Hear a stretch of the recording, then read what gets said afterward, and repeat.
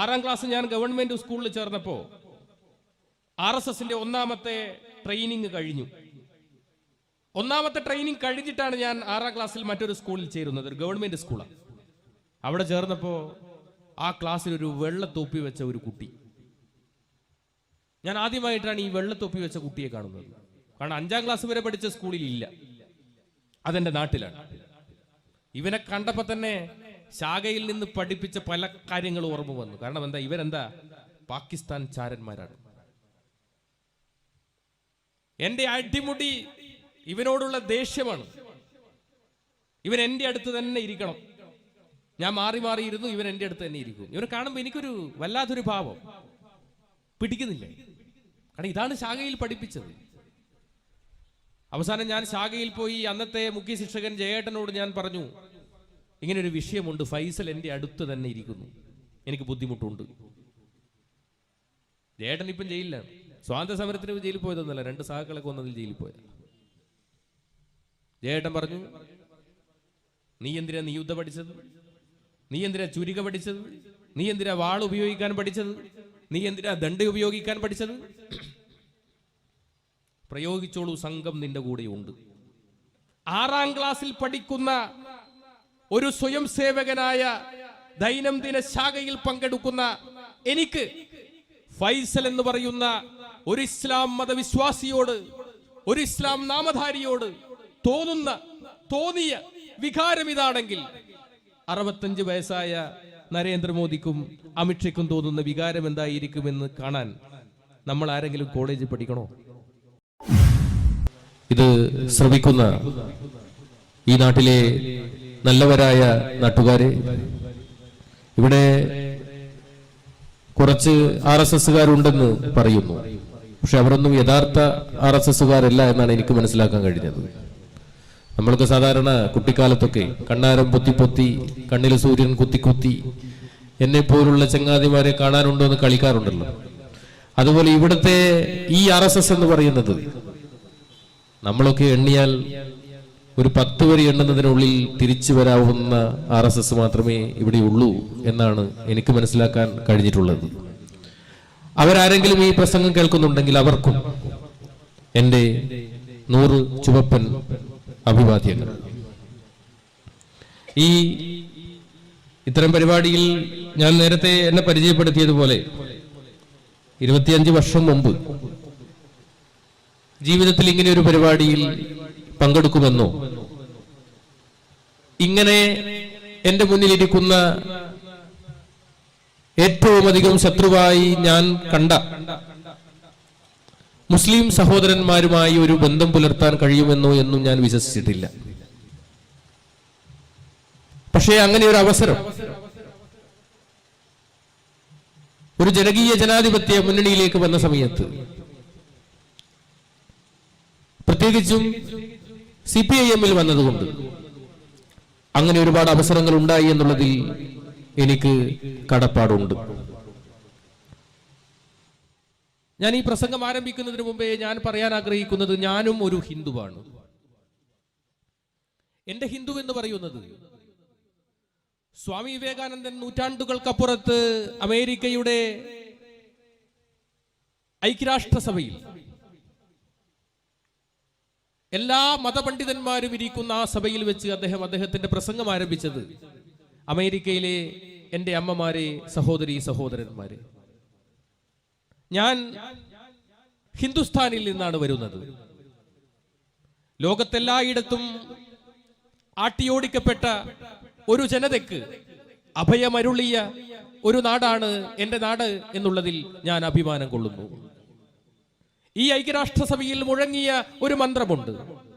ആ മന്ത്രം ആരംഭിക്കുന്നത് ഇങ്ങനെയാണ്: ഓം സർവേ സുഖിന സന്തു, എല്ലാവർക്കും സുഖമുണ്ടാവട്ടെ. സർവേ സന്ധു നിരാമയ, ആർക്കും ഒരു രോഗവും വരാതിരിക്കട്ടെ. സർവേ ഭദ്രാണി പശ്യന്തു, ലോകത്തെല്ലാം ഭദ്രമായിരിക്കട്ടെ. മാഗസ്തിക് ദുഃഖമാപ്നുയ, ആർക്കും ഒരു ദുഃഖവും വരാതിരിക്കട്ടെ. ഓം ശാന്തി ശാന്തി ശാന്തി, എല്ലാറ്റിനും ശാന്തി ഭവിക്കട്ടെ. ഇതാണ് സനാതന മന്ത്രം എന്ന് പറയുന്നത്. പണ്ടൊക്കെ വേദാധ്യായനങ്ങളാണ്. ഗുരുകുലങ്ങളിൽ പോകുന്ന സമയത്ത് ശിഷ്യനോട് ഗുരു 2 കൈയും ആകാശത്തേക്ക് ഉയർത്തി സൂര്യഭഗവാനെ നോക്കി ചൊല്ലാൻ പഠിപ്പിക്കുന്ന ആദ്യത്തെ ശ്ലോകമുണ്ട്. ആ ശ്ലോകം ആരംഭിക്കുന്നത് ഇങ്ങനെയാണ്: ഓം സഹനാഭവതു സഹനോ ഭുനക്തു സഹ വീര്യം കരവാവഹൈ തേജസ്വിനാവതീതമസ്തു മാ വിദ്യുഷാവഹൈ ഓം ശാന്തി ശാന്തി ശാന്തി. നാം എല്ലാവരും ഒരുമിച്ച് ജീവിക്കട്ടെ. നാം എല്ലാവരും സഹവർത്തിത്വത്തോടു കൂടി കഴിയട്ടെ. നാം എല്ലാവരും ഒരമ്മ പെറ്റ മക്കളായി ജീവിക്കട്ടെ. പരസ്പരം വിദ്വേഷമില്ലാതിരിക്കട്ടെ. ഓം ശാന്തി ശാന്തി ശാന്തി. എല്ലാറ്റിനും ശാന്തി ഭവിക്കട്ടെ. ഇതാണ് ചിരന്തനമായ ധർമ്മം എന്ന് പറയുന്നത്. നിങ്ങൾക്കറിയാം, മഹാഭാരത യുദ്ധം പാണ്ഡവരും കൗരവരും തമ്മിലായിരുന്നു യുദ്ധം. കൗരവന്മാരെ പരിപൂർണമായി പാണ്ഡവന്മാർ ഇല്ലാതാക്കി. അവസാനം കൗരവ രാജാവായ ദുര്യോധനനെ പൊട്ടക്കണറ്റിൽ നിന്ന് പുറത്തേക്ക് ഭഗവാൻ ശ്രീകൃഷ്ണൻ ദുര്യോധനന്റെ മർമ്മം തൊടയാണ് എന്ന് ഭീമന് കാണിച്ചു കൊടുത്തതിന്റെ അടിസ്ഥാനത്തിൽ ഭീമൻ തന്റെ ഗദ കൊണ്ട് ആഞ്ഞടിച്ചു ദുര്യോധനന്റെ തുടയിൽ. ദുര്യോധനൻ അപ്പൊ തന്നെ അവിടെ മരിച്ചു വീണു. അതോടുകൂടി ആ യുദ്ധം അവസാനിച്ചു. കൃപരും അശ്വത്ഥാമാവും അടക്കം ആ യുദ്ധത്തിൽ അവശേഷിച്ചു. ബാക്കി എല്ലാവരും മരിച്ചു. ആ വിജയം ആഘോഷിക്കുവാൻ വേണ്ടി പാണ്ഡവന്മാർ തന്റെ ഭാര്യയെയും കുട്ടികളെയും ബന്ധുമിത്രാദികളെയും എല്ലാവരെയും ഒരു പടകുടീരത്തിലാക്കി. പാണ്ഡവന്മാർ ഒരു മലയുടെ മുകളിൽ വിജയം ആഘോഷിക്കുകയായിരുന്നു. തക്കം പാർത്തിരുന്ന അശ്വത്ഥാമാവും കൃപരും പടകുടീരത്തിൽ വന്ന് ഭാര്യയെയും കുട്ടികളെയും ബന്ധുമിത്രാദികളെയും കഴുത്തറുത്തു. അതിക്രൂരമായ കൊലപാതകം വേദവ്യാസൻ വരച്ചു ചേർത്തത് അവിടെയായിരുന്നു. തിരിച്ചു വന്നു പാണ്ഡവന്മാർ. വിജയാഘോഷങ്ങളെല്ലാം കഴിഞ്ഞ്, ആഹ്ലാദ പ്രകടനങ്ങളെല്ലാം കഴിഞ്ഞ് തിരിച്ചു വന്ന പാണ്ഡവന്മാർ ആ കാഴ്ച കണ്ട് ഞെട്ടി, പൊട്ടിക്കരഞ്ഞു. തന്റെ ഭാര്യ കഴുത്തറുത്ത നിലയിൽ കിടക്കുന്നു. തന്റെ പ്രിയപ്പെട്ട കുഞ്ഞ് കഴുത്തറുത്ത നിലയിൽ കിടക്കുന്നു. ഇതാ തനിക്ക് വേണ്ടപ്പെട്ടവർ, തനിക്ക് ആശ്വാസമാക്ക് പറയേണ്ടവർ, തനിക്ക് വിജയാശംസകൾ നേരേണ്ടവർ എല്ലാവരും ഇതാ മരിച്ചു കിടക്കുന്നു, കബദ്ധങ്ങളായി കിടക്കുന്നു. അവിടെ നിന്ന് പൊട്ടിക്കരയുന്ന പാണ്ഡവന്മാരോട് ഒന്നും മിണ്ടാതെ വേദവ്യാസൻ ആ ഭൂമിയിൽ നിന്ന് ഇറങ്ങി കൈലാസത്തിന്റെ മഹാശൃംഗത്തിലേറി.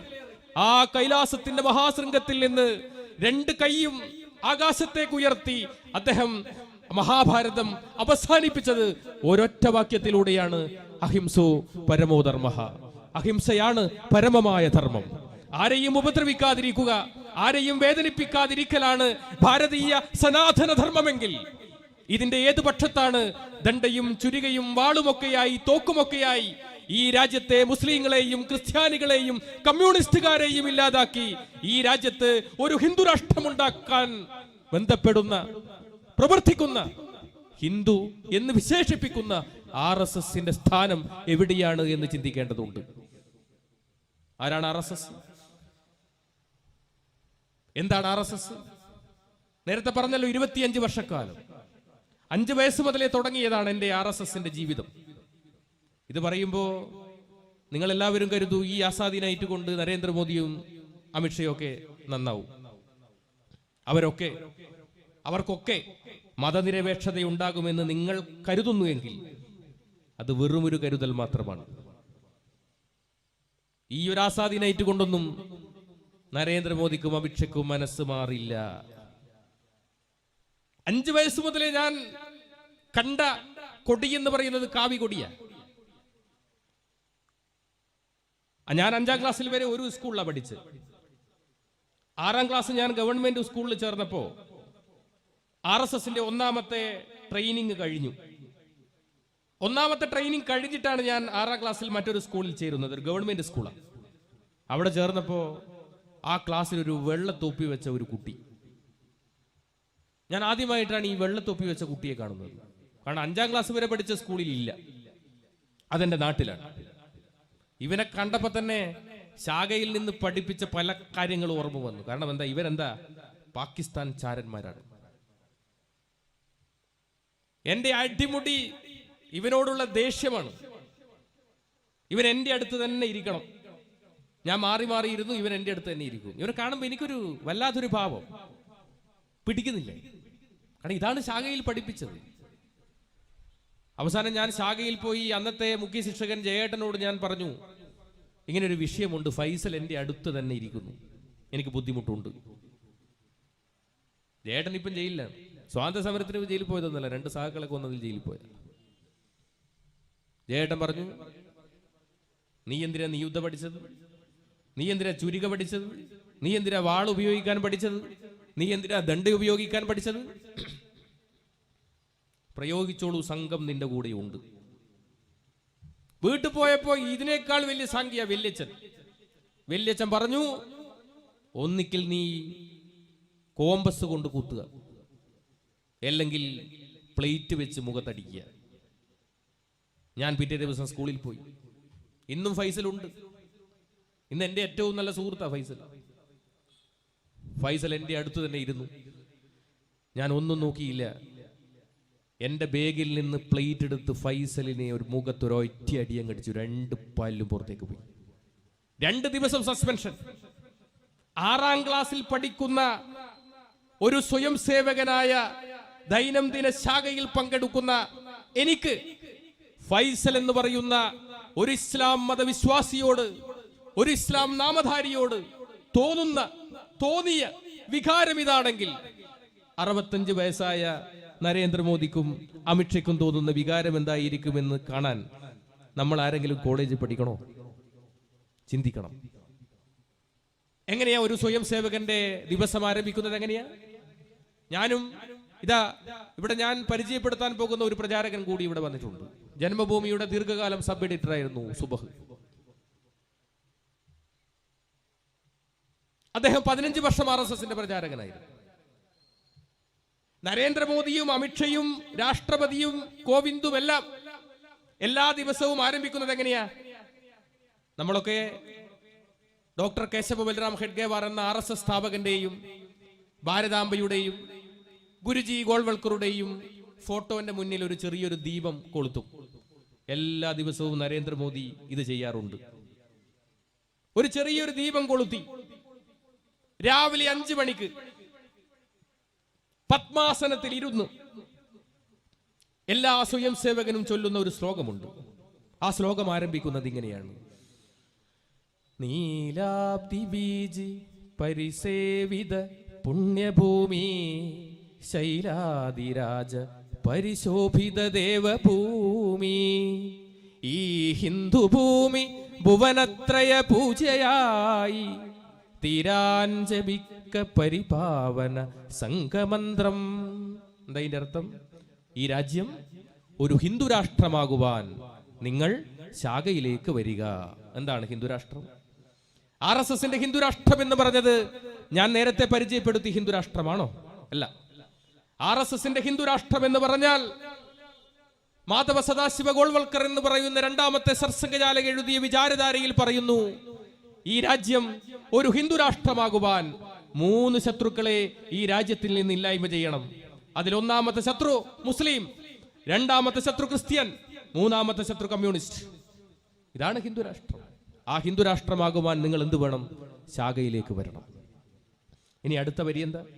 ഭക്ത്യാദരേണ ഭഗവത്കൊടി സാക്ഷിയാക്കി ശീലിക്കുമെന്നു പരമേറ്റ മഹാവ്രതത്തെ ആത്യന്തിക പ്രിയമോടും പരിരക്ഷ ചെയ്യാൻ നിത്യം ജപിക്ക പരിപാവന സംഘമന്ത്രം. എന്താ ഇതിന്റെ അർത്ഥം? നമ്മുടെ ദേശീയ പതാകന്റെ കളർ എന്താ? കാവിയുണ്ട്, വെള്ളയുണ്ട്, പച്ചയുണ്ട് അല്ലേ? ഇതിൽ പച്ചയും വെള്ളയും ഇവർക്ക് തീരെ പിടിക്കുന്നില്ല. എന്ത് വേണം? ആ ദേശീയ പതാക എന്താക്കണം? കാവി പതാകയാക്കണം. അങ്ങനെ ഇന്ത്യയുടെ ദേശീയ പതാക കാവി പതാകയാക്കാൻ, കാവി ധ്വജമാക്കാൻ നിങ്ങൾ ശാഖയിലേക്ക് വരിക എന്നാണ് 2ാമത്തെ ശ്ലോകത്തിന്റെ അർത്ഥം. ഇങ്ങനെ ദൈനംദിനമായി എല്ലാ ദിവസവും നിത്യേന ചൊല്ലുന്ന നരേന്ദ്രമോദിക്ക് മതനിരപേക്ഷതയുണ്ടാകുമെന്ന് നമ്മൾ ആരെങ്കിലും വിശ്വസിക്കുന്നുണ്ടോ? എന്താ RSSന്റെ പ്രാർത്ഥന? എന്താ? ഏതൊരു സ്വയം സേവകനും തന്റെ ഹൃദയത്തോട് വലത് കൈ ഇങ്ങനെ ചേർത്ത് വെച്ച് ചൊല്ലുന്ന ഒരു പ്രാർത്ഥനയുണ്ട്. ആ പ്രാർത്ഥന തുടങ്ങുന്നത് ഇങ്ങനെയാണ്: നമസ്തേ സദാ വത്സലേ മാതൃഭൂമേ നമസ്തേ അങ്ങയെ നമിക്കുന്നു. സദാ എല്ലായ്പ്പോഴും വത്സലേ വാത്സല്യം നിറഞ്ഞവളായ മാതൃഭൂമേ ത്വയാ ഹിന്ദുഭൂമേ സുഖം വർദ്ധിതോഹം. ഹേ ഹിന്ദുഭൂമേ. എങ്ങനെയുള്ള ഹിന്ദുഭൂമിയാ? മുസ്ലിങ്ങളില്ലാതെ, ക്രിസ്ത്യാനികളില്ലാതെ, കമ്മ്യൂണിസ്റ്റ് ഇല്ലാതെ ഹേ ഹിന്ദുഭൂമേ അങ്ങനെ സസുഖം വളർത്തുന്നു. മഹാമംഗലേ പുണ്യഭൂമേ തൊതർത്തേ. മഹാമംഗലയായ പുണ്യഭൂമേ തൊതർത്തേ ഞാൻ സമർപ്പിക്കുന്നു. പദത്വേ ഷഖായോ നമസ്തേ നമസ്തേ. ഞാൻ ഈ ഹിന്ദുരാഷ്ട്രമുണ്ടാക്കുവാൻ വേണ്ടി എൻ്റെ ശരീരവും മനസ്സും സമർപ്പിക്കുന്നു. ഇതാര് സമർപ്പിച്ചു കഴിഞ്ഞു? മോദിയും അമിത്ഷയും ഒക്കെ സമർപ്പിച്ചു കഴിഞ്ഞു. എന്താ വേണ്ടത്? എന്താണ് ഈശ്വരനോടുള്ള പ്രാർത്ഥന? എന്താ? പ്രഭോ ശക്തിമൻ ഹിന്ദുരാഷ്ട്രാംഗഭൂത. ഈശ്വര, ശക്തിമത്തായ ഒരു ഹിന്ദുരാഷ്ട്രത്തെ സൃഷ്ടിക്കുവാൻ. എങ്ങനെയുള്ള ഹിന്ദുരാഷ്ട്രം? മുസ്ലിങ്ങളില്ലാതെ, ക്രിസ്ത്യാനികളില്ലാതെ, കമ്മ്യൂണിസ്റ്റുകാരില്ലാതെ ഒരു ഹിന്ദുരാഷ്ട്രത്തെ സ്ഥാപിക്കുവാൻ ഞങ്ങൾക്ക് 2 വരങ്ങൾ നൽകണം. എന്താ വരം? അജയാഞ്ച വിശ്വസ്യ ദേഹീശ ശക്തി. അജയമായ ശക്തി. സുശീലം ജഗധ്യേനനം ഭവേ. കുറുക്കന്റെ കൗശലം ഇവ നൽകി അനുഗ്രഹിച്ചാലും എന്നാണ് RSSന്റെ പ്രാർത്ഥനയുടെ അർത്ഥം. ഇതാണ്. ഇനി ഈ പാട്ട് മാത്രമാണോ? കളിയലുണ്ട്. ശാഖ നിങ്ങൾ കണ്ടിട്ടുണ്ടാവും. ഞാനൊക്കെ 5 വയസ്സ് മുതൽ പോകാൻ തുടങ്ങിയതാ. ശാഖയിൽ പല കളികളുണ്ട്. അതിലൊരു കളി ഞാൻ പറയാം, കബഡി. നമ്മളെങ്ങനെയാ കബഡി കളിക്കുക? കബഡി എന്നല്ലേ പറയാ? എന്നാൽ RSSന്റെ കബഡി എന്ന് പറഞ്ഞാൽ നടുക്കൊരു വര വരക്കും. ഇപ്പുറത്ത് പാകിസ്ഥാൻ, ഇപ്പുറത്ത് ഹിന്ദുസ്ഥാൻ. എന്നിട്ട് എങ്ങനെയാ? കബഡി എന്നാണോ പറയാ? അല്ല, may Hind may Hind may Hind. അങ്ങനെ പറഞ്ഞാൽ എന്താ? ഞാൻ ഹിന്ദുവാണ്, ഞാൻ ഹിന്ദുവാണ്. എന്നിട്ട് പാകിസ്ഥാനിലേക്ക് പോകും. പാകിസ്ഥാനിൽ പോയി പാകിസ്ഥാൻകാരനെ ഇങ്ങനെ തൊട്ടാൽ പാകിസ്ഥാൻകാരൻ മരിച്ചു. ഇനി തൊടാതെ വന്നാലോ പോയവൻ മരിച്ചു. അതിന്റെ പേരാണ് വീരമൃത്യു. ഇതാ ശാഖയിലെ കളി. എങ്ങനെയുണ്ട്? ഈ കളി കളിച്ച നരേന്ദ്രമോദി പിന്നെ എന്താ ചെയ്യേ? ഇനി ചില വിശേഷാൽ വർഗങ്ങളുണ്ട്. ഞാനൊക്കെ അത് കഴിഞ്ഞതാ, സുബഹൊക്കെ അത് കഴിഞ്ഞതാ. ആ വിശേഷാൽ വർഗിന്റെ പ്രത്യേകത എന്താ? രാജസ്ഥാനിലൊക്കെ ഞാനൊക്കെ അവിടെ നിന്നാ കഴിഞ്ഞ് ഏതെങ്കിലും ഒരു കാട്ടില് ഒരു 7 മണിയാകുമ്പോൾ ആ കാട്ടിലങ്ങ് പോകും. 10-50 സ്വയം സേവകന്മാർ പ്രവാചകനായ മുഹമ്മദ് നബിയുടെയും യേശു ക്രിസ്തുവിന്റെയും പ്രതിമ ഇങ്ങനെ കെട്ടി തൂക്കി വെച്ചിട്ടുണ്ടാവും ഇങ്ങനെ മരത്തിന്റെ താഴെ. എന്നിട്ട് എന്ത് ചെയ്യും? നമ്മളെ കണ്ണ് കെട്ടും. എന്നിട്ട് ദണ്ഡയുടെ നീളമുള്ള വാള് നമ്മുടെ കയ്യിൽ തരും. എന്നിട്ട് ആ വാള് കൊണ്ട് മുഹമ്മദ് നബിയുടെയും യേശു ക്രിസ്തുവിന്റെയും കഴുത്തിങ്ങനെ അടയാളപ്പെടുത്തി തരും. ഇങ്ങനെ വാള് കൊണ്ട് ഇങ്ങനെ ആ ലെങ്ത് കറക്റ്റായിട്ട് ഇങ്ങനെ അടയാളപ്പെടുത്തും. എന്നിട്ട് നമ്മുടെ ആ കണ്ണ് കെട്ടിയിട്ടല്ലേ ഉണ്ടാകുക. എന്നിട്ട് അവർ തിരിതിരിക്കും. എന്നിട്ട് നമ്മൾ എന്ത് ചെയ്യണം? കൃത്യമായി മുഹമ്മദ് നബിയുടെയും യേശു ക്രിസ്തുവിന്റെയും കഴുത്തറക്കണം. അങ്ങനെ അറുത്താൽ ഡോക്ടർ കേശവ ബൽറാം ഖഡ്ഗേവാറിന്റെ വെങ്കല പ്രതിമ സമ്മാനമായി കിട്ടും. എൻ്റെ വീട്ടിൽ ഈ പ്രതിമ 5 എണ്ണം ഉണ്ട്. സുബഹിന്റെ വീട്ടിലുണ്ട്. നരേന്ദ്രമോദിക്ക് പിന്നെ വീടില്ലാതുകൊണ്ട് പറയാൻ പറ്റും. എന്നാലും എത്രയുണ്ടാവും ഈ 65 കൊല്ലത്തിനിടയിൽ? അങ്ങനെയുള്ള നരേന്ദ്രമോദിക്കും അങ്ങനെയുള്ള അമിത്ഷയ്ക്കും മതനിരപേക്ഷത ഉണ്ടാകുമെന്ന് നമ്മൾ വിശ്വസിക്കുന്നുണ്ട്. ഞങ്ങൾക്ക് ആരെയാണ് പ്രതീക്ഷ? രാഷ്ട്രപതിയെ പ്രതീക്ഷയുണ്ടോ? ഇല്ല. പ്രധാനമന്ത്രിയെ പ്രതീക്ഷയുണ്ടോ? ഒട്ടുമില്ല. ഇനി ഇന്ത്യയുടെ നീതിന്യായ വ്യവസ്ഥിതി നമുക്ക് അത്ര വിശ്വാസമുണ്ടോ? എന്തായിരുന്നു അയോധ്യ കേസിലെ വിധി? ഞാൻ സുപ്രീം കോടതിയുടെ മുന്നിൽ ഒരു കഥ പറയാനാണ് ആഗ്രഹിക്കുന്നത്. എനിക്ക് അങ്ങനെയാണ് അയോധ്യ കേസിലെ വിധി തോന്നിയത്. എന്താ കഥ? ഒരു കോഴിയും എലിയും തമ്മിൽ ഒരു അപ്പം വിഷയവുമായി ബന്ധപ്പെട്ട് കോടതിയിലെത്തി. കോടതി എലിയോട് ചോദിച്ചു, ആരാണ് ഈ അപ്പത്തിന് അരി വാങ്ങിച്ചത്? കോഴിയാ വാങ്ങിച്ചത്. അരി മാവാക്കിയതാരാ? അതും കോഴിയാ. ശർക്കര വാങ്ങിച്ചതോ? അതും കോഴിയാ. തേങ്ങ വാങ്ങിച്ചത്? അതും കോഴിയാ. അപ്പം ചുട്ടതാരാ? അതും കോഴിയാ. എല്ലാം കേട്ട ശേഷം കോടതി പറഞ്ഞു, ഈ അപ്പത്തിന്റെ പൂർണ്ണ അധികാരം കോഴി കാണുന്നിരിക്കെ ഈ അപ്പം എലിക്ക് വിട്ടുകൊടുത്തിരിക്കുന്നു എന്നതുപോലെയല്ലേ അയോധ്യ കേസിലെ വിധി? അപ്പൊ നമുക്കറിയാം പ്രതീക്ഷ. ഈ നീതിന്യായ വ്യവസ്ഥിതിക്കും പ്രധാനമന്ത്രിക്കും രാഷ്ട്രപതിക്കുമെല്ലാം അപ്പുറത്താണ് ജനാധിപത്യം. ആ ജനാധിപത്യത്തെയാണ് ഞങ്ങൾക്ക് ഏറ്റവും വിശ്വാസം. അതുകൊണ്ട് മിസ്റ്റർ മോദി, ഈ പൗരത്വ നിയമം എന്ന് പറയുന്ന ഒന്നാമത്തെ ശത്രുവിനെ നാട് കടത്താനുള്ള, വംശശുദ്ധി വരുത്താനുള്ള ഈ കാടത്ത നിയമമില്ലേ, ഈ പറയുന്ന ജനകീയ ജനാധിപത്യ വിപ്ലവമില്ലേ, ഈ എന്റെ മുന്നിൽ കാണുന്ന ജനങ്ങൾ, അതെല്ലാ മതസ്ഥരുമുണ്ട്, എല്ലാ ജാതിയിലുംപ്പെട്ടവരുണ്ട്, അവരെല്ലാവരും ഒന്നടങ്കം എതിർക്കും എന്ന് മാത്രമല്ല, അത് അറബിക്കടലിൽ എറിയേണ്ടി വരുമെന്ന് മാത്രമാണ് ഞങ്ങൾക്കെതിരെ പറയാനുള്ളത്. ഈ പൗരത്വ നിയമം ഒന്നാമത്തെ ശത്രുവിനെ വെളിയിൽ കളയാനുള്ളതാണ്. നരേന്ദ്രമോദി അത്ര പുണ്യവാനാണോ? അദ്ദേഹം ഗുജറാത്തിലെ മുഖ്യമന്ത്രിയായിരിക്കുമ്പോൾ ഞാൻ മഹാരാഷ്ട്രയിൽ പ്രചാരകനാണ്. അന്ന് ഗുജറാത്ത് കലാപം നടക്കുന്നു. ഗുജറാത്ത് കലാപം നടന്ന സമയത്ത് മുസ്ലിം സഹോദരന്മാരെ, സഹോദരിമാരെ ചുട്ടുചാമ്പലാക്കിയ സ്വയം സേവകർക്ക് അന്തേരി കാര്യാലയത്തിൽ സ്വീകരണം കൊടുത്തവരിൽ ഞാനും ഉണ്ടായിരുന്നു. അവർ പറഞ്ഞ അനുഭവങ്ങളുണ്ട്. ആ അനുഭവങ്ങൾ നിങ്ങൾ കേൾക്കണം. ഈ നാട്ടിലെ RSSകാർ കേൾക്കണം. 7 സ്വയം സേവകന്മാർ ഒരു ഗ്രൂപ്പായി ഗാന്ധിജി ജനിച്ച പോർബന്ദറിനടുത്ത് ഒരു വീട്ടിൽ കയറി. ഗണപതിന്റെ ചിത്രമുള്ള വീട് വെള്ളം കുടിക്കാൻ കയറിയതാ. വാതിൽ മുട്ടിയപ്പോ തുറന്നു വന്നത് ഒരു പൂർണ്ണ ഗർഭിണിയായ ഉമ്മ. കാരണം മുന്നേ താമസിച്ചത് ഹിന്ദു കുടുംബ. അപ്പോ ഇവര് താമസിച്ചപ്പോ ഗണപതിന്റെ ഫോട്ടോ കളഞ്ഞില്ല, അവിടെ തന്നെ വെച്ചു. ഒരു പൂർണ്ണ ഗർഭിണിയായ ഉമ്മ. വെള്ളം വേണമെന്ന് പറഞ്ഞു സ്വയം സേവകന്മാർ. ഈ ഉമ്മ പൂർണ്ണ ഗർഭിണിയല്ലേ, പതുക്കെ നടന്ന് അടുക്കളയിൽ ചെന്ന് ഒരു വലിയൊരു പ്ലേറ്റിൽ 7 ഗ്ലാസ് വെള്ളവുമായി തിരിച്ചു വരുമ്പോ ഈ സ്വയം സേവകർക്ക് ഒരു ഫോൺ കോൾ. എന്താ ഫോൺ കോൾ? സ്ത്രീകളെയും കുട്ടികളെയും കണ്ടാൽ വെറുതെ വിടാൻ പാടില്ല. ആ ഉമ്മയുടെ കയ്യിൽ നിന്ന് വെള്ളം വാങ്ങി കുടിച്ച് ആ പൂർണ്ണ ഗർഭിണിയായ ഉമ്മയെ ഇവർ കസേരയിൽ കെട്ടിയിട്ടു. എന്നിട്ട് കൊണ്ടുവന്ന ത്രിശൂലമെടുത്ത് ആ പൂർണ്ണ ഗർഭിണിയുടെ നിറവയറിലേക്ക് ഇങ്ങനെ കുത്തിയിറക്കി ഒരു തിരിച്ച് പുറത്തേക്കെടുത്തു. രക്തം പൊട്ടിയൊലിച്ച് തൽക്ഷണം ആ ഉമ്മ അവിടെ മരിച്ചു വീണു. എന്താ ഉമ്മ ചെയ്ത തെറ്റ്? ഒരു ഇസ്ലാമായി പോയി. ആ ത്രിശൂലത്തിന്റെ മുനമ്പിൽ ആ ഉമ്മയ്ക്ക് ജനിക്കാൻ പോകുന്ന കുട്ടിയുടെ ഭ്രൂണമുണ്ടായിരുന്നു. മറ്റൊരു വീട്ടിൽ കടന്നു ചെന്നപ്പോ അവിടെ ഒരു ഉമ്മ മുറ്റമടിക്കുന്നു, 4 കുട്ടികളും ചുറ്റും കളിക്കുന്നു. വന്ദേ മാതരവും ഓം കാളിയും വിളിച്ചു വരുന്ന ഈ കലാപകാരികളെ കണ്ട് ഈ കുട്ടികൾ അകത്ത് കട്ടിലിനടിയിൽ പോയി ഒളിച്ചു. തട്ടം മാറ്റി തലമുടി പിടിച്ച് വലിച്ചടച്ച് ഈ ഉമ്മയെ ഒരു റൂമിൽ കൊണ്ടുപോയി പൂട്ടിയിട്ടു.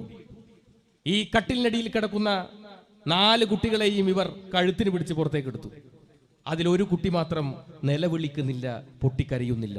എന്താ കാരണം? ആ കുട്ടിക്ക് ജന്മന സംസാരിക്കാൻ ശേഷിയില്ലാത്ത കുട്ടിയാ. ആ 4 കുട്ടികളെയും വീടിന്റെ അടുത്തുള്ള സെപ്റ്റി ടാങ്ക് കമ്പിപ്പാര കൊണ്ട് കുത്തി തുറന്ന് ആ സെപ്റ്റി ടാങ്കിലിട്ട് മൂടി ആ 4 കുട്ടികളെയും.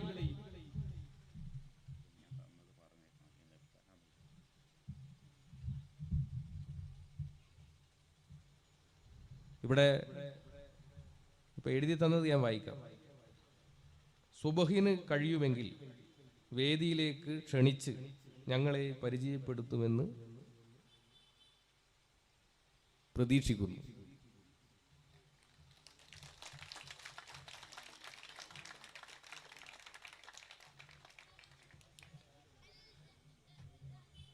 അപ്പോ ആ 4 കുട്ടികളും ശ്വാസം മുട്ടിയിട്ടല്ലേ മരിച്ചിട്ടുണ്ടാകുക?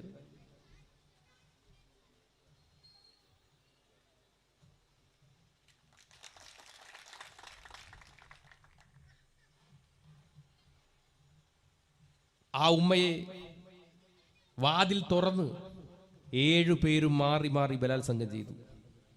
എന്നിട്ട് കൊണ്ടുവന്ന പെട്രോൾ ആ ഉമ്മയുടെ തലയിൽ ഒഴിച്ചിട്ട് പറഞ്ഞു, ഇനിയൊരു കുട്ടിക്ക് ജന്മം നൽകാൻ നിനക്ക് കഴിയാതെ പോവട്ടെ എന്ന് പറഞ്ഞ് പച്ചക്ക് കത്തിച്ചു ആ ഉമ്മയെ. നിങ്ങൾ ആലോചിച്ച് നോക്ക്. അന്ന് ഗുജറാത്തിൽ മുഖ്യമന്ത്രിയായിരുന്നു നരേന്ദ്രമോദി. മറ്റൊരു വീട്ടിൽ കടന്നു ചെന്നപ്പോ ഒരു വൃദ്ധയായ ഒരു ഉമ്മ, നരേന്ദ്രമോദിയുടെ അമ്മയുടെ പ്രായമുള്ള ഒരു ഉമ്മ, തനിച്ച് വീട്ടിൽ വാതിൽ തുറന്ന് സ്വയം സേവകന്മാർ പറഞ്ഞു, ഇവിടുത്തെ സമ്പാദ്യങ്ങളൊക്കെ എവിടെയാണ് ഒളിപ്പിച്ചു വെച്ചിരിക്കുന്നത്, സൂക്ഷിച്ചു വെച്ചിരിക്കുന്നത്? ഉമ്മ പറഞ്ഞു, എനിക്കറിയില്ല, എന്റെ മകൻ ജോലിക്ക് പോയിരിക്കുക. നിങ്ങൾ ആരാണ്? എന്തിനാണ് വന്നത്? എന്തിനു വന്നു? ഈ ഉമ്മയെ ഇവർ ബലമായി പിടിച്ച് ജനലിൽ ഇങ്ങനെ കെട്ടിയിട്ടു.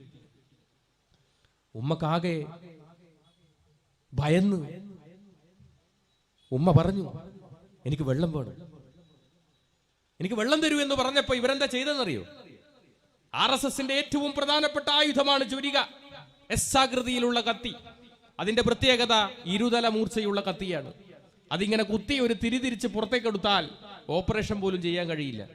അങ്ങനെയുള്ള അതിക്രൂരമായ ആയുധമായ ചുരിക എടുത്ത് ഈ ഉമ്മയുടെ പ്രായമുള്ള, നരേന്ദ്രമോദിയുടെ അമ്മയുടെ പ്രായമുള്ള ഉമ്മയെ കുത്തി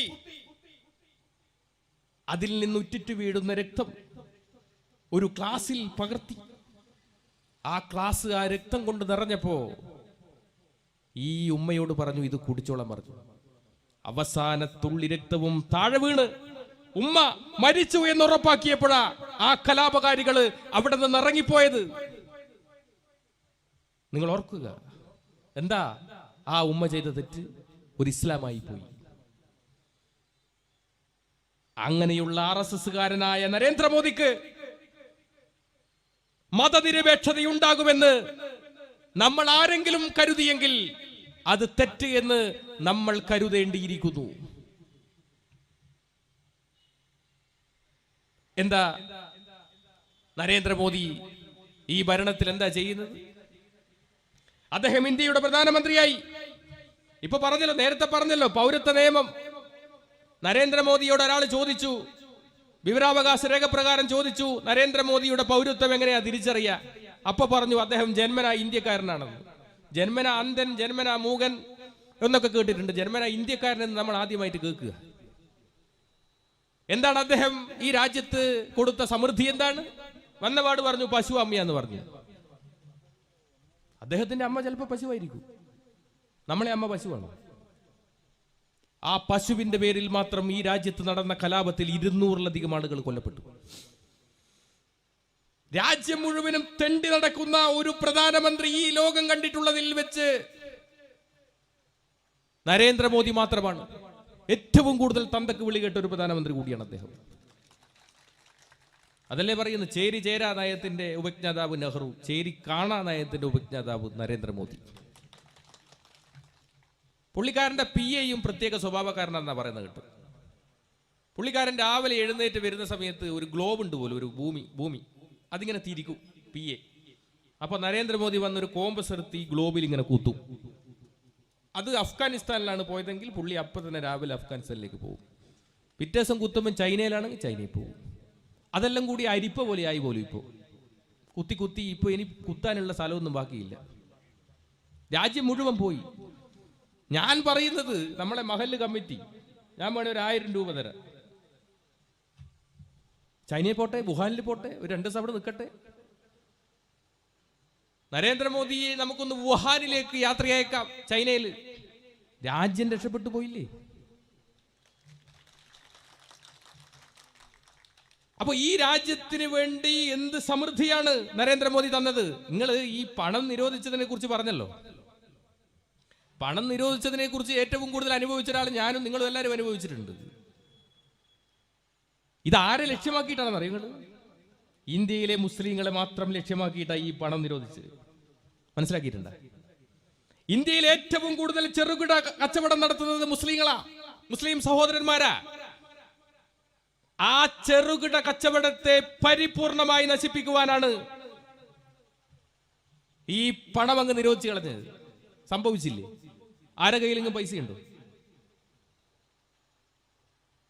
എന്തായിരുന്നു പറഞ്ഞത്? കള്ളപ്പണം തിരികെ കൊണ്ടുവരും. ഇവർ തന്നെ നോട്ടടിച്ച് കൊടുക്കാൻ തുടങ്ങി. കൊടുങ്ങല്ലൂര് ഉള്ളിസുരുവിന്റെ നേരെ ഒരു സുഹൃത്ത്, പുള്ളിക്കാരൻ പറഞ്ഞു, മേക്കിംഗ് ഇന്ത്യ പദ്ധതിയിൽ പുള്ളിക്കാരൻ ഒരു ചെറിയൊരു പരിപാടി നടത്തി. എന്താ? പൈസ സ്വന്തമായിട്ട് വീട്ടിൽ നിന്ന് അടിക്കുക. മേക്കിംഗ് ഇന്ത്യ പിടിച്ചല്ലോ. അപ്പൊ പറഞ്ഞു നരേന്ദ്രമോദിയുടെ മേക്കിംഗ് ഇന്ത്യ പദ്ധതി നടപ്പിലാക്കിയതാണ്. ഇതല്ലേ ഭരണത്തിന്റെ അവസ്ഥ? ഏതെങ്കിലും ഒരു നല്ല പ്രവൃത്തി RSSകാരനായ നരേന്ദ്രമോദി ചെയ്തിട്ടുണ്ട് എന്ന് നിങ്ങൾക്ക് ആർക്കെങ്കിലും വിശ്വസിക്കാൻ പറ്റുമോ? ആർക്കെങ്കിലും പറയാൻ പറ്റുമോ? ലോകത്തെല്ലാം രാജ്യത്തെല്ലായിടത്തും കക്കൂസ് ഉണ്ടായി കൊടുത്തു. ഭക്ഷണം കൊടുക്കാത്ത കക്കൂസ് മാത്രം ഉണ്ടായി കൊടുത്തിട്ട് എന്താ കാര്യം? ഭക്ഷണം കഴിച്ചാലല്ലേ കക്കൂസ് പോവുക, അത് കഴിക്കാണ്ടായ കക്കൂസ് പോകും. ഇപ്പൊ രാജ്യത്തെങ്ങും കക്കൂസ് ഉണ്ടായി കൊടുത്തു. കേരളത്തിൽ പൗരത്വ നിയമത്തിന് അനുകൂലമായി RSSകാർ പരിപാടി നടത്തുന്നുണ്ട്. ഞാൻ ഈ അടുത്ത് നാദാപുരത്ത് RSSകാർ ഒരു പരിപാടി നമ്മൾ ഇങ്ങനെ പോകുന്ന സമയത്ത് കാണുക. ആ പരിപാടിയിൽ സത്യം പറഞ്ഞാൽ കേൾക്കാൻ ഒരാളും 4 പട്ടികളും. പൗരത്വ നിയമത്തെ അനുകൂലിച്ചിട്ടുള്ള പരിപാടിയാ. കേരളത്തിന്റെ അവസ്ഥ എന്താ നിങ്ങൾക്കറിയോ? BJPന്റെ RSSന്റെ നമ്മളൊക്കെ സാധാരണ ഇപ്പൊ ഇതാ മുസ്ലിം ലീഗിന്റെ ജില്ലാ സെക്രട്ടറി ഇവിടെയുണ്ട്, എല്ലാ പാർട്ടിക്കാരുടെയും ആളുകൾ ഇവിടെയുണ്ട്, RSSന്റെയും BJPന്റെ ഓടിച്ചിട്ട്. എങ്ങനെയാ നമ്മൾ ജില്ലാ സെക്രട്ടറിനെയും ജില്ലാ പ്രസിഡന്റിനെയും ഒക്കെ തിരഞ്ഞെടുക്കുന്നത് നമുക്കറിയാം അല്ലേ? പക്ഷെ BJPന്റെ എങ്ങനെയാണെന്ന് അറിയുന്നത്? BJPന്റെ ഒരു പ്രത്യേക തരത്തിൽ ഈ തവണ മത്സരം ഭയങ്കര കടുപ്പായിരുന്നു. ശോഭാ സുരേന്ദ്രൻ, ഉള്ളി സുരു, MT രമേശ്, അങ്ങനെ ഭയങ്കര മത്സരം, കടുത്ത മത്സരമായിരുന്നു. എന്താ, എങ്ങനെയാ BJPന്റെ സംസ്ഥാന പ്രസിഡന്റിനെ തിരഞ്ഞെടുക്കുക? ഏറ്റവും കൂടുതൽ മണ്ടത്തരം ആരാണോ പറയുന്നത് അയാളാണ് സംസ്ഥാന പ്രസിഡന്റ്. മഞ്ഞൾ ശോഭ പറഞ്ഞു, ഞാൻ 8 സെന്റിൽ മഞ്ഞൾ കൃഷി ചെയ്ത് കോടികൾ ഉണ്ടാക്കി. അപ്പൊ ഞാൻ എന്നല്ലേ മണ്ടൻ? ഉള്ളി സുരു പറഞ്ഞു, ഞാൻ ചെടിച്ചട്ടിയിൽ കൊടി നാട്ടി. ഞാനല്ലേ മണ്ടൻ? അവസാനം തിരുമണ്ടനെ തെരഞ്ഞെടുത്തു, സംസ്ഥാന പ്രസിഡന്റായി ഉള്ളി സുരു അല്ലേ?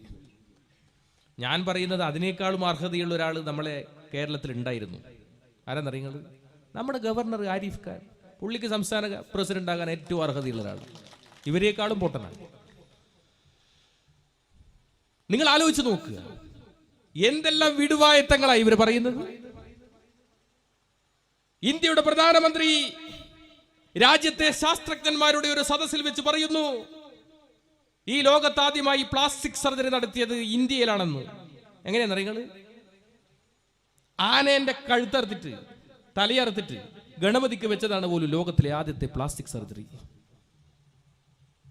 നിങ്ങൾ ആലോചിച്ച് നോക്കുക, ഇങ്ങനെയുള്ള കൂട്ടർ ഈ രാജ്യം ഭരിച്ചാൽ എന്തായിരിക്കും അവസ്ഥ എന്ന് നമ്മൾ പറഞ്ഞു തരേണ്ടതുണ്ടോ? അതല്ലേ നടക്കുന്നു. ഇവിടെ എന്തെങ്കിലും ഒരു വികസനം നടക്കുന്നുണ്ടോ?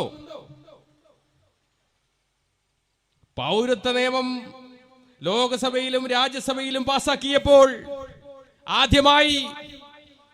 ആദ്യമായി ഒരേലയോളം വലിപ്പമുള്ള ഒരു സംസ്ഥാനത്തിന്റെ മുഖ്യമന്ത്രി നിയമസഭയിൽ ആഞ്ഞടിച്ചുകൊണ്ട് പറഞ്ഞു, ഈ നിയമം ഈ കേരളത്തിൽ നടപ്പിലാവില്ല. അതിലെല്ലാ പ്രതിപക്ഷങ്ങളും എല്ലാം അതിനൊറ്റക്കെട്ടായി നിന്ന് ആ നിയമത്തെ എതിർത്തു. ഈ കേരളത്തിൽ എല്ലാവരും ഒറ്റക്കെട്ടായി കേരളം ഒരു പ്രമേയം പാസാക്കി. ആർജവത്തോടെ നിന്നു മുഖ്യമന്ത്രി എന്ന നിലയിൽ. സുപ്രീം കോടതിയിൽ കേസും കൊടുത്തു. ഇതല്ലേ? അപ്പോ പ്രതിഷേധങ്ങളും പ്രതികരണങ്ങളും ഏറ്റവും കൂടുതൽ കേരളത്തിൽ ഉണ്ടാകുന്നുണ്ട്. അതാണ് കേരളത്തിന്റെ പ്രത്യേകത. ശ്രീനാരായണ ഗുരുവും ചട്ടമ്പി സ്വാമികളും അങ്ങനെയുള്ള എത്രയോ പ്രതിഭാധരരായ ആളുകൾ അവർ കാണിച്ച വഴികളിലൂടെയല്ലേ കേരളം യാത്ര ചെയ്യുന്നത്. ശ്രീനാരായണ ഗുരുവിന്റെ ദൈവദശകത്തിൽ ദൈവത്തെക്കുറിച്ച് സമർപ്പിക്കുന്നത് എന്താണ്? ദൈവമേ കാത്തുകൊൾകങ്ങു കൈവിടാതിങ്ങു ഞങ്ങളെ, നാവികൻ നീ ഭവാബ്ദിക്ക് ഒരാവിവൻ തോണി നിൻ പദം.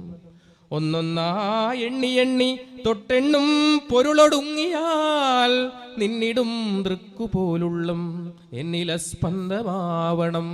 അടുത്ത വരി എന്താ? അന്നവസ്ത്രാദി മുട്ടാതെ തന്നു രക്ഷിച്ചു ഞങ്ങളെ, ധന്യരാക്കുന്ന നീയൊന്നു തന്നെ ഞങ്ങൾക്കു തമ്പുരാൻ. ആരാണോ ഭക്ഷണമില്ലാത്തവന് ഭക്ഷണം കൊടുക്കുന്നത്. ഞാനൊക്കെ പലപ്പോഴും നോമ്പുകാലങ്ങളിൽ, പണ്ടൊക്കെ ഭയങ്കര ദേഷ്യമായിരുന്നു നോമ്പുകാലങ്ങളിലോട്. പക്ഷെ ഇപ്പൊ നോമ്പുകാലങ്ങളിലൊക്കെ ദാനം കൊടുക്കുന്ന ഒരുപാട് വീടുകൾ കാണുമ്പോൾ വലിയ സന്തോഷമാണ്. ഭക്ഷണമില്ലാത്തവന് ഭക്ഷണം കൊടുക്കുക, വസ്ത്രമില്ലാത്തവന് വസ്ത്രം കൊടുക്കുക, വീടില്ലാത്തവർക്ക് വീട് കൊടുക്കുക. അവനാണ് ദൈവമെങ്കിൽ ശരിക്കും ആലോചിച്ച് നോക്കുക. ഞാൻ ചിന്തിച്ചിട്ടുണ്ട്, ഈ വ്രതമാസം ഉണ്ടല്ലോ, ആ വ്രതമാസത്തിലാണ് ഏറ്റവും കൂടുതൽ സാമൂഹിക സമരസത നമ്മുടെ നാട്ടിൽ നിലനിൽക്കുന്നത്. നിരാലംബർക്ക്, രോഗികൾക്ക് കൈത്താങ്ങുന്ന ഒരു സംസ്കാരം. ആ ഇസ്ലാം സംസ്കാരത്തെയാണ് ഇവിടെ നിന്ന് നാട്ടിയോടിക്കുവാൻ വേണ്ടി നരേന്ദ്രമോദി ശ്രമിക്കുന്നത് എന്ന് ചിന്തിക്കേണ്ടിയിരിക്കുന്നു. ഞാനൊക്കെ ബാലഗോകുലത്തിലൂടെ വന്ന ആളാണ്. വളരെ ചെറുപ്പത്തിൽ നിങ്ങൾ RSS എങ്ങനെ വളരുന്നു എന്ന് പഠിക്കണം. സുബഹു അങ്ങനെ വന്നതാളാണ്. ബാലഗോകുലത്തിൽ ഞാനൊക്കെ ഭഗവാൻ ശ്രീകൃഷ്ണന്റെ ആ തലയിൽ ഒരു തുളസി മാല ചാർത്തിയിട്ടാണ് ബാലഗോകുലം ആരംഭിക്കുക. ആ ബാലഗോകുലത്തിന് നല്ല പാട്ടൊക്കെ ഉണ്ടാവും. കരുണാമുരളീധാര മനസ്സി നിറയ്ക്കുക കണ്ണ, കരുണാമുരളീധാര ഗോകുലമണിയും മണിയും നീയേ, ഗോപികാഹൃതി നിനവും നീയേ, വൃന്ദാരണ്യ പൂക്കളിൽ നിറവും മണവും മധുവും നീയേ. നല്ല പാട്ടാ. എന്താ ബാലഗോകുലത്തിന്റെ രണ്ടാമത്തെ പാട്ടെന്താ? അതാണ് പാട്ട്. എന്താ പാട്ട്? കന്യാകുമാരി കടൽ തിരമാലകൾ മണ്ണിൽ കുറിക്കുന്നതെന്താണ്? നമ്മുടെ ഭാരതമെന്നാണ്, അതിൽ നമ്മളെല്ലാവരും ഒന്നാണ്. അടുത്ത വരി എന്താ? കാശ്മീരിൽ കുങ്കുമപ്പൂവനങ്ങൾ കാറ്റിൽ പകർത്തുന്നതെന്താണ്? ഹിന്ദുസ്ഥാനമിതെന്നാണ്, അതിൽ നമ്മളെല്ലാവരും ഒന്നാണ്. ഇതെന്താണ്? ഹിന്ദുസ്ഥാനാണ്. എങ്ങനെയുള്ള ഹിന്ദുസ്ഥാൻ? മുസ്ലിങ്ങളില്ലാതെ, ക്രിസ്ത്യാനികളില്ലാതെ, കമ്മ്യൂണിസ്റ്റ് ഇല്ലാതെ ഒരു ഹിന്ദു രാഷ്ട്രമാകണം ഇത് എന്ന് ബാലഗോകുലത്തിൽ തന്നെ പഠിപ്പിക്കുക. നിങ്ങൾ ആലോചിച്ച് നോക്ക്. ഞാൻ അട്ടപ്പാടിയിൽ ദീർഘകാലം പ്രചാരകനായിരുന്നു.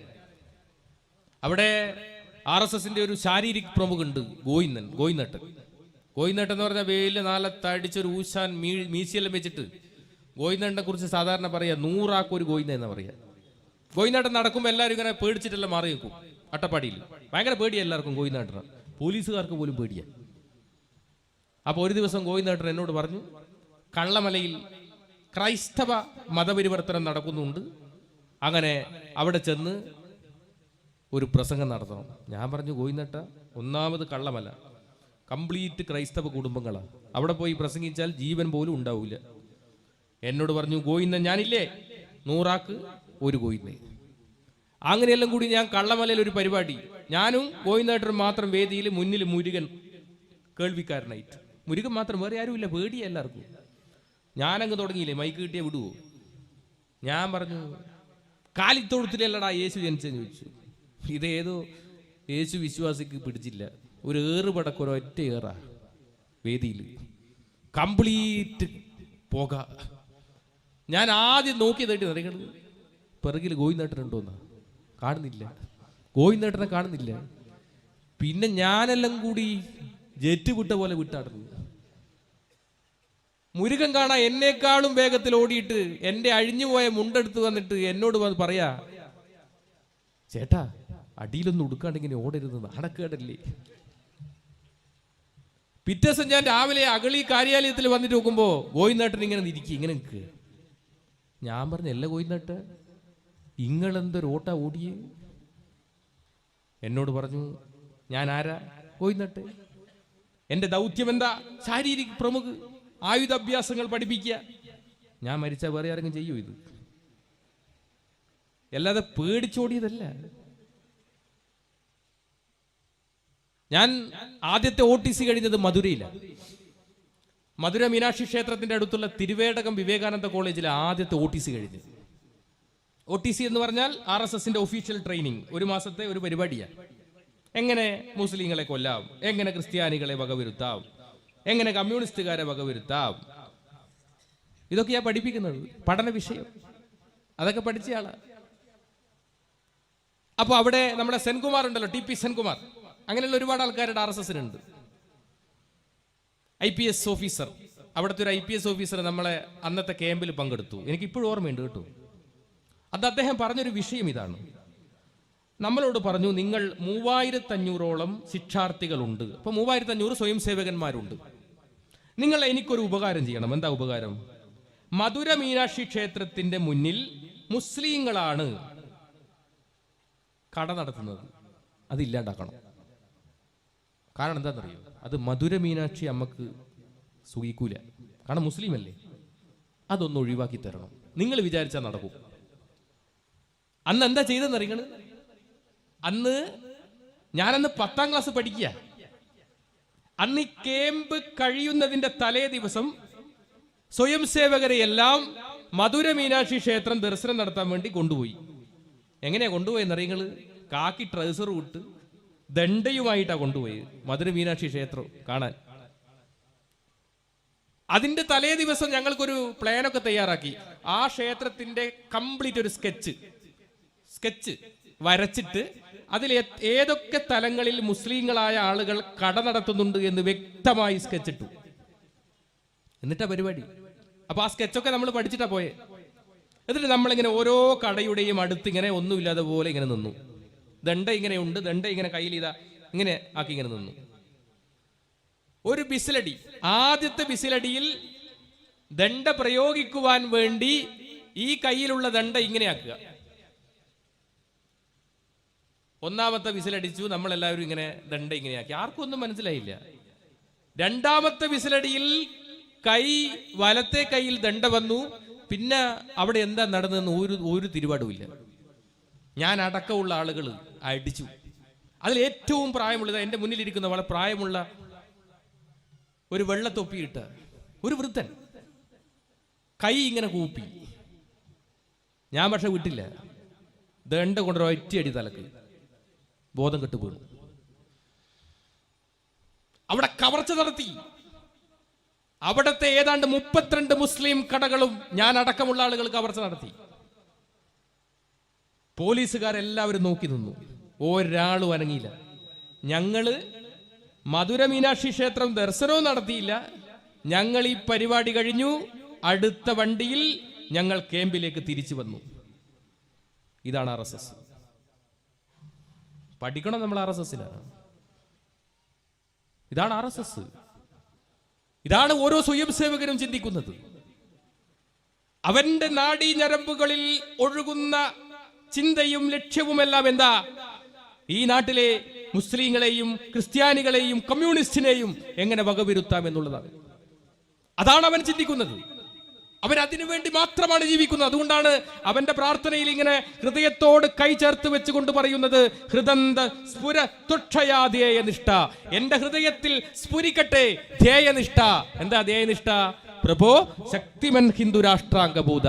ഈ രാജ്യം ശക്തിമത്തായ ഒരു ഹിന്ദു രാഷ്ട്രം ഉണ്ടാക്കുക. എന്താ ഹിന്ദു രാഷ്ട്രം? മുസ്ലിങ്ങളില്ലാതെ, ക്രിസ്ത്യാനികളില്ലാതെ, കമ്മ്യൂണിസ്റ്റുകാരില്ലാതെ ഒരു ഹിന്ദു രാഷ്ട്രം ഉണ്ടാക്കുക എന്ന ലക്ഷ്യം വെച്ച് പുലർത്തുന്ന നരേന്ദ്രമോദിക്കും അമിത്ഷയ്ക്കും മതനിരപേക്ഷതയുണ്ടാകുമെന്ന് നമ്മൾ ആരെങ്കിലും സ്വപ്നം കാണുന്നുണ്ടെങ്കിൽ അങ്ങനെയൊരു അവസരം ഉണ്ടാവില്ല. പക്ഷേ കാലം മാറും, കോലവും മാറും. ഭഗവത്ഗീതയിൽ പറയുന്നുണ്ട്, അർജുനനോട് വ്യക്തമായൊരു നിർദ്ദേശം കൊടുക്കുന്നുണ്ട്. അതിൽ പറയുന്നത്, ഞങ്ങൾ വളരെ കുറച്ച് മാത്രമേ ഉണ്ടാകാം. പാണ്ഡവന്മാർ വളരെ കുറച്ചേ ഉണ്ടായിരുന്നുള്ളൂ. 18 അക്ഷൗഹിണിയിൽ ആകെ 7 അക്ഷൗഹിണി മാത്രമേ പാണ്ഡവർക്ക് ഉണ്ടായിട്ടുള്ളൂ. ഇതെല്ലാം കണ്ടപ്പോൾ അർജുനൻ ആകെ ഭയന്നല്ലോ. അർജുനനോട് കൃഷ്ണൻ ഭഗവത്ഗീതയിൽ പറയുന്ന 1ാമത്തെ ശ്ലോകം എന്താണ്?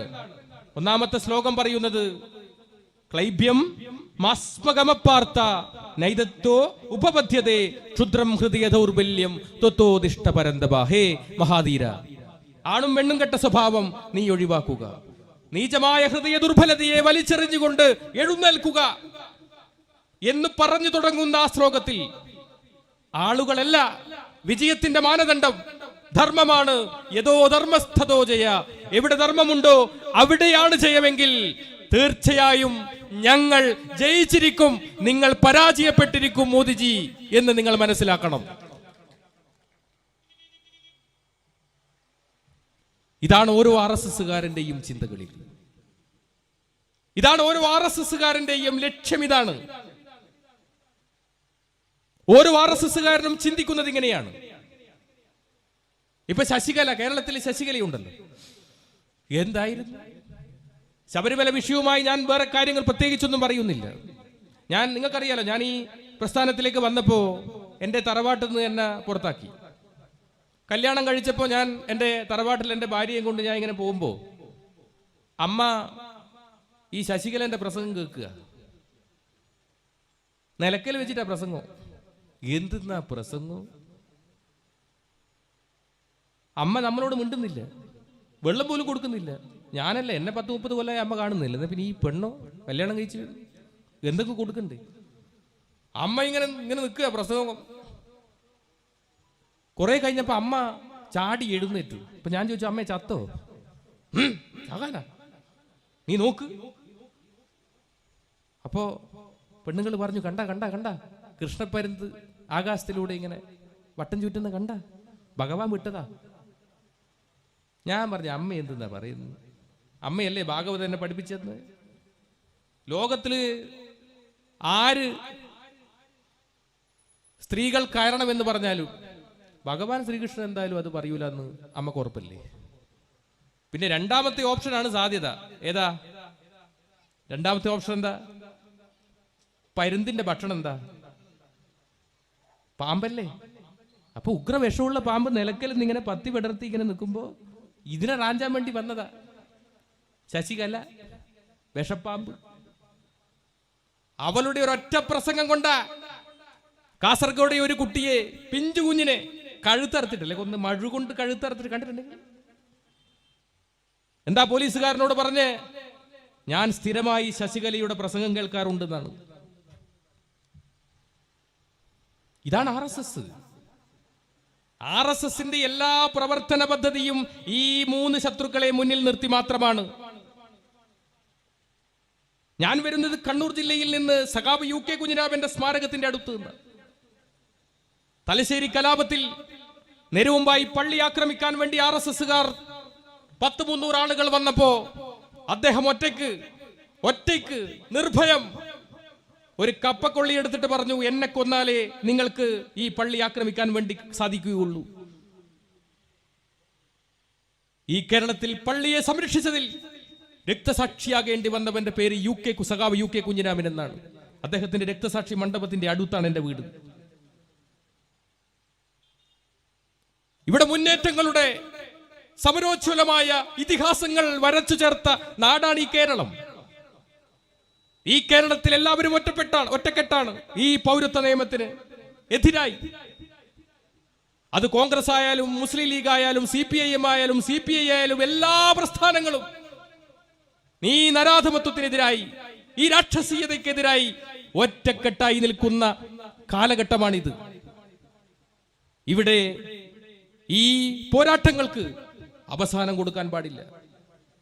ഈ മുന്നേറ്റങ്ങൾ ഒരിക്കലും നിലക്കാൻ പാടില്ല. കാരണം ഓരോ സ്വയം സേവകനും ഉണർന്നെഴുന്നേൽക്കുന്നത് ഈ രാജ്യത്തെ മുസ്ലിങ്ങളെ, ക്രിസ്ത്യാനികളെ വംശശുദ്ധി വരുത്തുക എങ്ങനെയാണ് എന്ന് ചിന്തിച്ചുകൊണ്ടാണ്. എങ്കിൽ ഈ രാജ്യത്തെ ശാഖയാണ് ലഷ്കർ-ഇ-തോയ്ബയെക്കാളും ISISനേക്കാളും ഏറ്റവും വലിയ തീവ്രവാദ പ്രസ്ഥാനം ഈ രാജ്യത്തെ ശാഖയാണ്.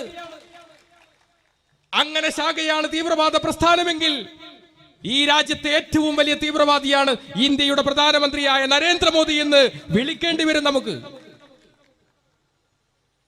എപ്പോഴെങ്കിലും ഏതെങ്കിലും ഒരു കാലഘട്ടത്തിൽ സുപ്രീം കോടതി ജഡ്ജിമാർ ഭാരതത്തിന്റെ വികലമായ സങ്കല്പങ്ങളെ മാത്രം വരച്ചു ചേർത്ത വിചാരധാര ഒരു തവണയെങ്കിലും വായിച്ചിരുന്നു എങ്കിൽ അയോധ്യ കേസിൽ ആ വിധി പറയില്ലായിരുന്നു എന്ന് ഞാൻ ആഗ്രഹിച്ചു പോയിട്ടുണ്ട്. വായിക്കണം വിചാരധാര. ഡോക്ടർ കേശവ ബൽറാം ഹെഡ്ഗേവാറിന്റെ ജീവചരിത്രമുണ്ട്, അതെല്ലായിടത്തും കിട്ടും, വായിച്ചു നോക്കണം. അതില് ഈ സവർക്കറുമായി ഈ ഹെഡ്ഗേവാർ ഒരു ബന്ധം പുലർത്തുന്നത് എങ്ങനെയാണെന്ന് അറിയുന്നത്? ഒരു തോക്ക് കൊടുത്തിട്ടാണ് ബന്ധം പുലർത്തുന്നത്. ഒരു തോക്ക് സമ്മാനമായി കൊടുത്തു സവർക്കർക്ക്. എന്നിട്ട് അതിലൊരു രസകരമായ ഒരു അനുഭവം പറയുന്നുണ്ട് ആ ബുക്കിൽ. ശേഷാദ്രി എഴുതിയ പുസ്തക RSSന്റെ രണ്ടാമത്തെ സഹസർക്കാര്യവാഹ് HJ ശേഷാദ്രിജി എഴുതിയ ഹെഡ്ഗേവാറിന്റെ ജീവചരിത്രത്തിൽ 33-ാമത്തെ പേജിൽ ഒരു ചെറിയ കഥ പറയുന്നുണ്ട്. എന്താ കഥ എന്നറിയാം? RSSന്റെ ശാഖ നാഗപ്പൂരിൽ ആരംഭിച്ചു. 7 ദിവസം കഴിഞ്ഞു. 15 ആളുകൾ മാത്രമേ ആ ശാഖയിൽ ഉണ്ടായിരുന്നുള്ളൂ.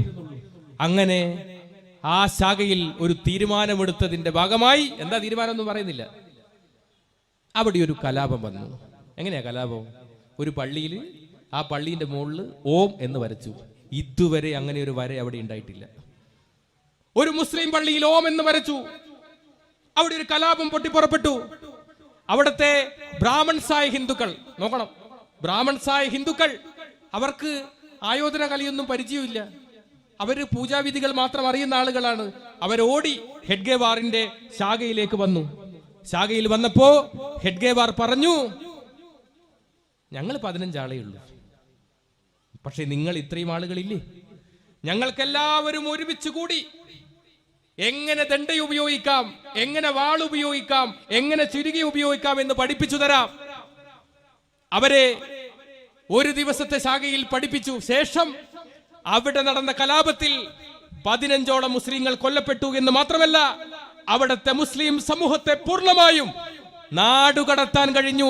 നാഗപ്പൂരിൽ ആ 1930 കാലഘട്ടത്തിൽ ഹെഡ്ഗേവാറിന്റെ പുസ്തകത്തിൽ പറയുന്നതാണ്. അപ്പൊ എന്താണ് ഹെഡ്ഗേവാറിന്റെ ഉദ്ദേശം? എന്താണ് നരേന്ദ്രമോദിയുടെ ഉദ്ദേശം എന്ന് മനസ്സിലാക്കാൻ നമുക്ക് കഴിയില്ലേ?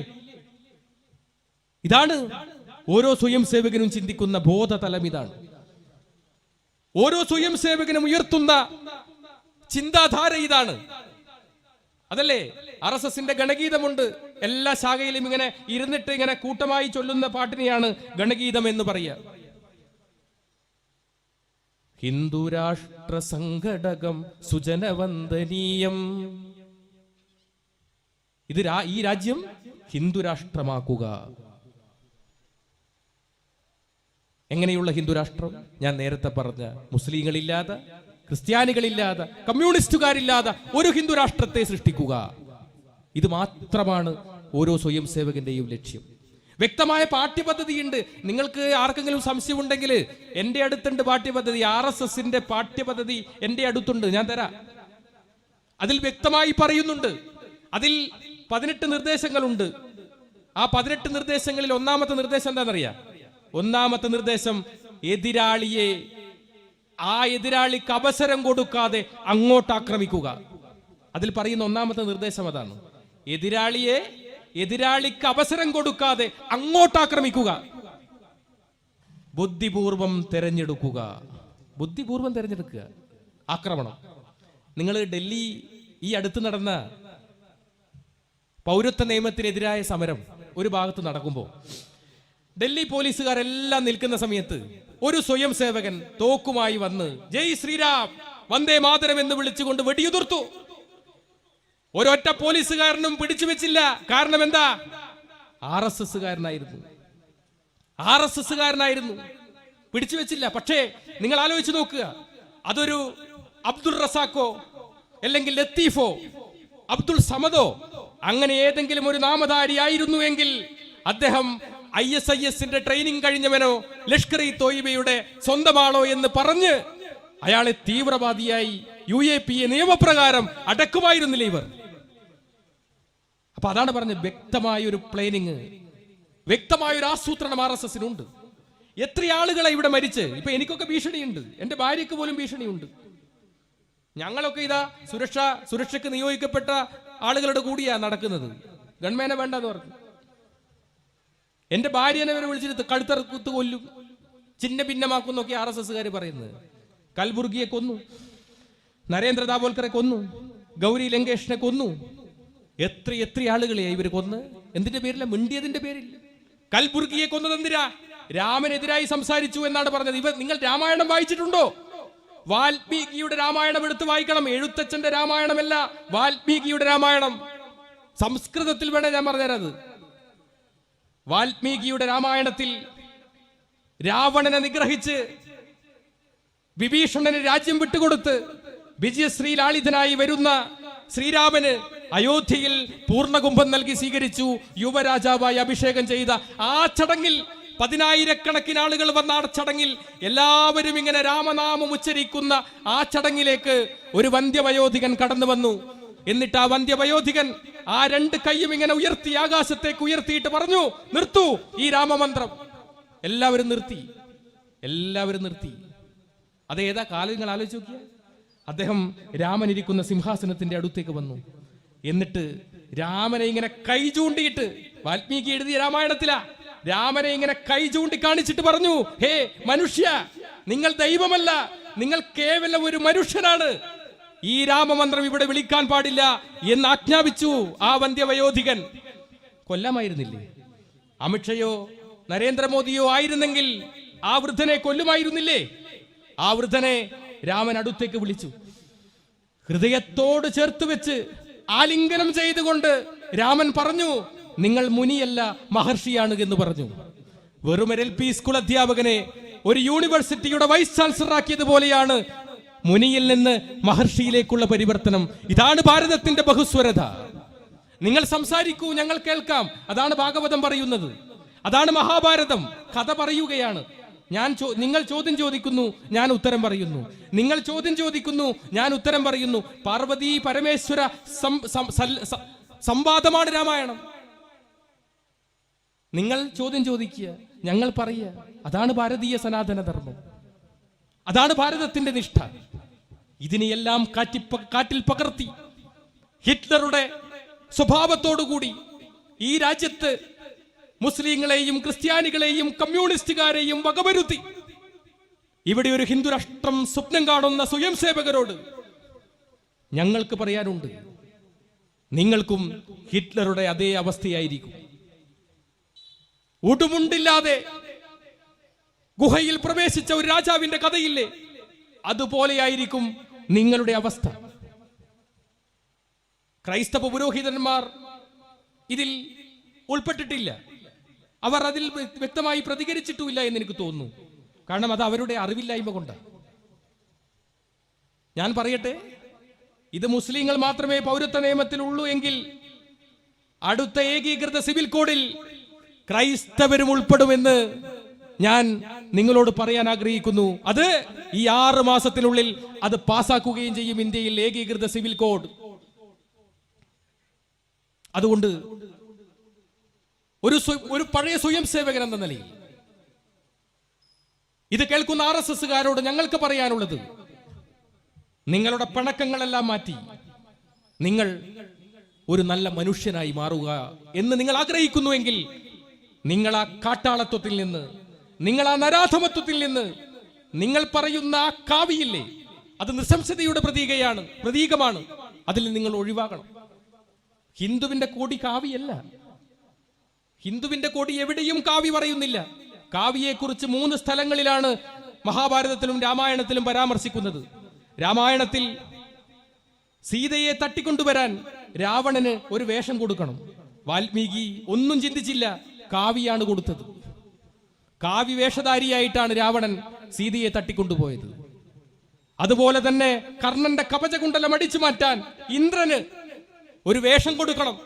വ്യാസൻ ഒന്നും ചിന്തിച്ചില്ല, കാവി തന്നെയാണ് അടിച്ചു മാറ്റാൻ തക്കതായ വേഷം, അതുകൊണ്ട് കാവിയാണ് കൊടുത്തത്. സർവനാശ്വാസത്തിന്റെയും ദുരാചാരത്തിന്റെയും മാത്രം പ്രതീകമായ കാവി എങ്ങനെയാണ് ഭാരതീയ ധർമ്മത്തിന്റെ, സനാതന ധർമ്മത്തിന്റെ ചിത്രമാകുന്നത്? എങ്ങനെയാണ്? വെല്ലുവിളികളോടെ പറയുകയാണ്. നിങ്ങൾക്ക് വെല്ലുവിളിക്കാം, നിങ്ങൾക്ക് ചർച്ച ചെയ്യാം. പറയൂ, എവിടെയാണ് ഹിന്ദുവുള്ളത്? ഹിമാലയം സമാരഭ്യ യാവതിന്ദു സരോവരം തം ദേവനിർമ്മിതം ദേശം ഹിന്ദുസ്ഥാനം പ്രശിഷ്യതേ. ഹിമാലയത്തിൽ നിന്ന് ആരംഭിച്ച് ഹിന്ദു സരോവരം വരെ നിൽക്കുന്ന, ജീവിക്കുന്ന എല്ലാ ആളുകളെയും, അത് ഇസ്ലാമുണ്ട്, ക്രൈസ്തവനുണ്ട്, ജൂതനുണ്ട്, പാഴ്സിയുണ്ട്, എല്ലാവരുമുണ്ട്, എല്ലാവരെയും ഹിന്ദു എന്ന് വിളിക്കുന്നു. ഹിന്ദു എന്ന 2 പദത്തിന്റെ അർത്ഥം ആത്മാവിനെ സാക്ഷാത്കരിക്കുന്നവൻ, പ്രകാശത്തെ സൃഷ്ടിക്കുന്നവൻ, അന്ധകാരത്തെ ഇല്ലാതാക്കുന്നവൻ എന്നാണ്. ഞാൻ കൂടുതലൊന്നും പറയുന്നില്ല, ഇനിയും പ്രഭാഷകരുണ്ട് ഈ വേദിയിൽ. ഞങ്ങളൊക്കെ എത്ര കാലം ഇങ്ങനെ പ്രസംഗിക്കാൻ കഴിയുമെന്ന് ഞങ്ങൾക്കറിയില്ല. ഞങ്ങളെയൊക്കെ കൊല്ലാനുള്ള ആയുധങ്ങൾ RSS പണിപ്പുരയിൽ ഉണ്ടാക്കി വെച്ചിട്ടുണ്ട്. പക്ഷെ ഞങ്ങൾക്ക് ഭയമില്ല. ഞങ്ങൾക്ക് ഭഗവത്ഗീതയിൽ കൃഷ്ണൻ പറഞ്ഞിട്ടുണ്ട്, ജനിച്ചവന് മരണം സുനിശ്ചിതം. ഈ ലോകത്ത് ആരെവിടെ ജനിച്ചിട്ടുണ്ടോ അതിന് മരണം നിശ്ചയമാണ്. അത് എനിക്ക് നല്ല ബോധ്യമുണ്ട്. എന്നെ ഇല്ലാതാക്കാൻ വരുന്ന RSSകാരനും ഈ ബോധ്യം ഉണ്ടാകണമെന്ന് മാത്രമേ എനിക്ക് പറയാനുള്ളൂ. എന്റെ അവസാന ശ്വാസം വരെ ഈ രാക്ഷസീയതയ്ക്കെതിരെ, ഈ കാട്ടാളത്വത്തിനെതിരെ എന്നും എപ്പോഴും ശബ്ദിച്ചു കൊണ്ടേയിരിക്കുമെന്ന് മാത്രം പറഞ്ഞുകൊണ്ട് ഞാൻ എന്റെ വാക്കുകൾ നിർത്തുന്നു. എല്ലാവർക്കും എന്റെ അഭിവാദ്യങ്ങൾ.